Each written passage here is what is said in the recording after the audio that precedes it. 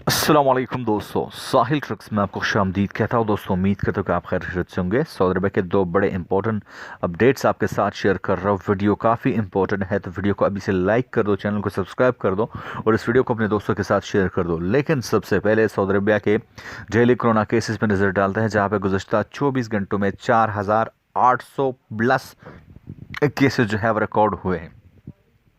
दोस्तों, यहाँ पे दो अपडेट्स आपके साथ शेयर कर रहा हूँ। सबसे पहले सऊदी अरबिया का फ़िज़ाई ऑपरेशन का मुतासर होना, वो भी 5G नेटवर्क के जाल बिछाने से।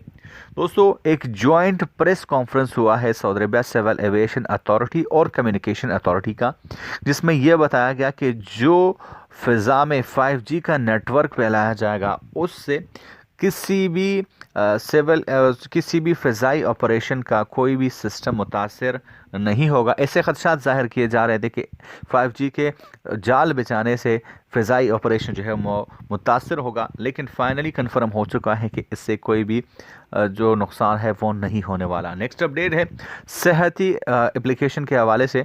तो दोस्तों, अगर आप कोरोना का शिकार होते हैं तो आपको ऑटोमेटिकली जो है वो छुट्टी दी जाएगी और वो छुट्टी आपके सेहती पे जो है वो आपको जारी की जाएगी। लेकिन अगर आपने कोरोना वैक्सीनेशन के 2 डोजेस लगाए हैं पर भी आप कोरोना का शिकार होते हैं तो तब आपको छुट्टी दी जाएगी।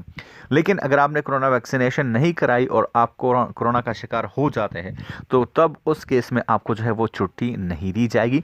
लेकिन अगर आप वैक्सीनेशन करते हैं और फिर भी कोरोना का शिकार होते हैं तो ऑटोमेटिकली आपको छुट्टी जो है वो दी जाएगी और वो ये छुट्टी जो है वो सेहती रिकॉर्ड पे जो है वो शो हो जाएगी।